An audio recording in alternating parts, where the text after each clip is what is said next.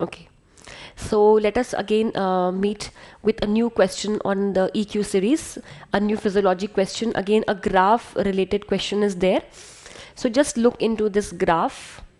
The graph seems to be very difficult, but we have to understand the simplified explanation for this. Okay, so look into this graph, and the question for this graph is, the dashed line in the figure illustrates what? Okay, the dashed line, this line, the dashed line in the figure illustrates what?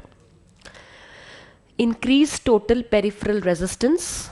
Okay, option A is increase total peripheral resistance, B increase blood volume, C increase contractility, or D a negative inotropic agent. Okay, so increase total peripheral resistance, increase blood volume, increase contractility, or a negative inotropic agent. Yes, what is the graph telling us? I'm asking about this graph. So what is the answer? The correct answer is C, that is increase cardiac contractility. Okay, increase cardiac contractility. Now let's understand this, what it is. Recently in AIMS MDS you are getting more of these graphical questions, and therefore I have got these questions for you. Try to learn something new. Okay, again with the main agenda that we'll be able to solve the questions with us. Now this is called as a cardiac vascular function curve. Okay, it is a vascular function curve. This graph has got an x and a y axis. X axis is right atrial pressure. X axis is right atrial pressure. Remember, instead of right atrial pressure, sometimes they can also ask you as end diastolic volume. Instead of right atrial pressure, you can also be given as end diastolic volume. So I have to remember that if right atrial pressure is given or if end diastolic volume is given, it is okay. Both of them are correct. Right? Now, on the y-axis, it is cardiac output or venous return in liters per minute, cardiac output or venous return. This graph, which starts from the x-axis, okay, this red one is the graph of cardiac output.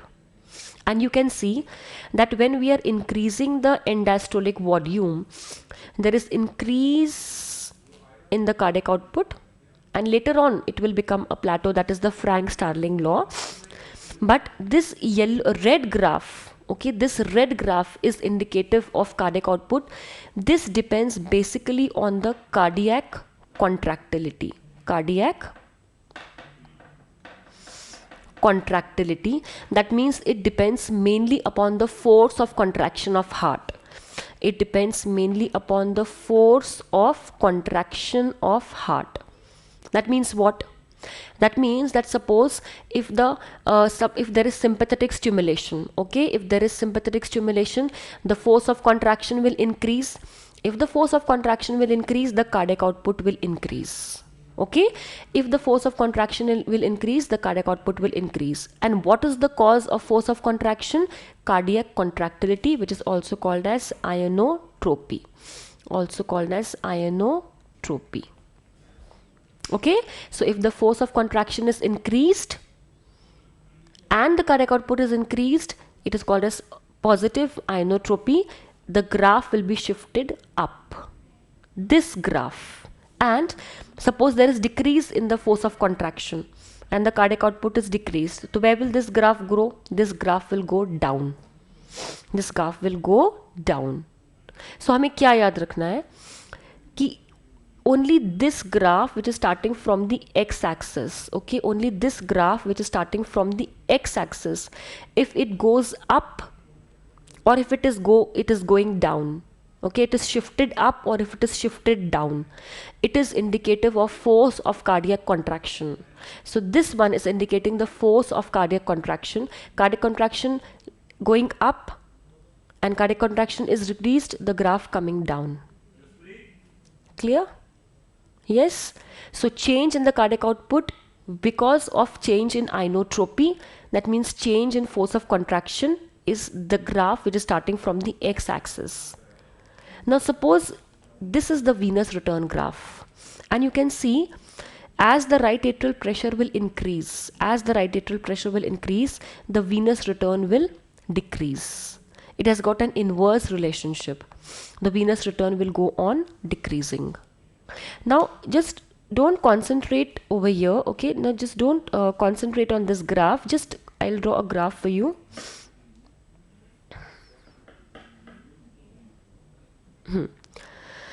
Now what we'll do, we'll keep this graph constant.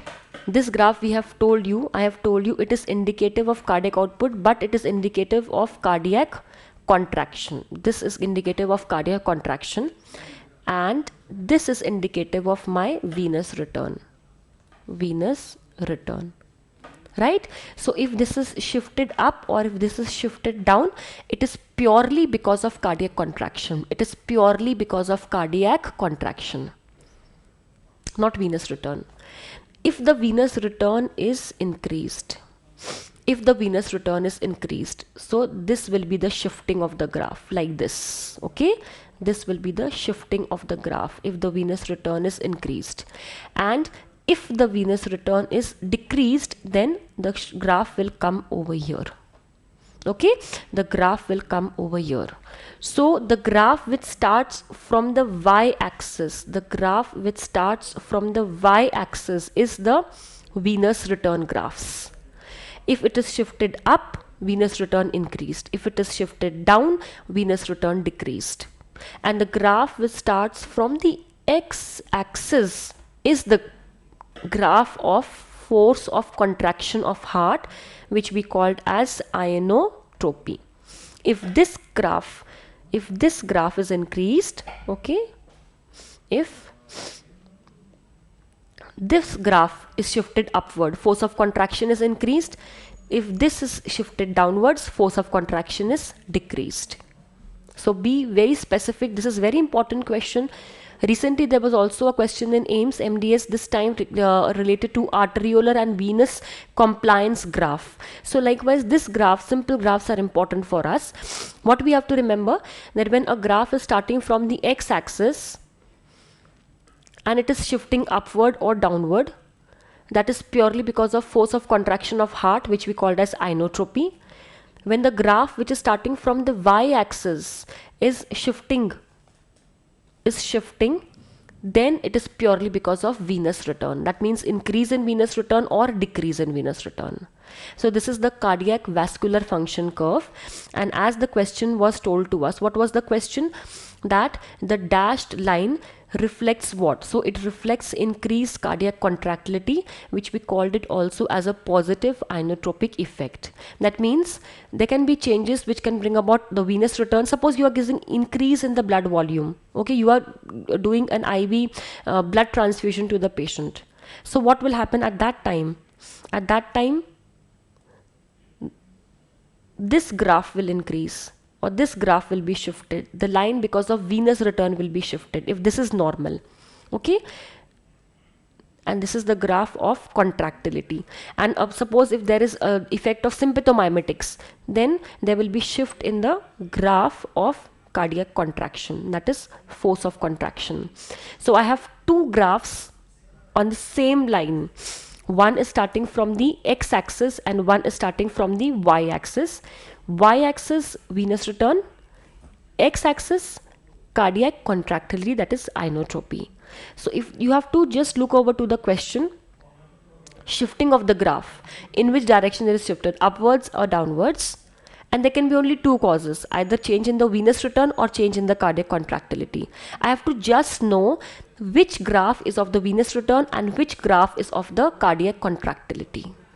Hope you liked the question. It was different from which we routinely study. That is what is the main aim of e-medicos with us. Thank you and happy studying.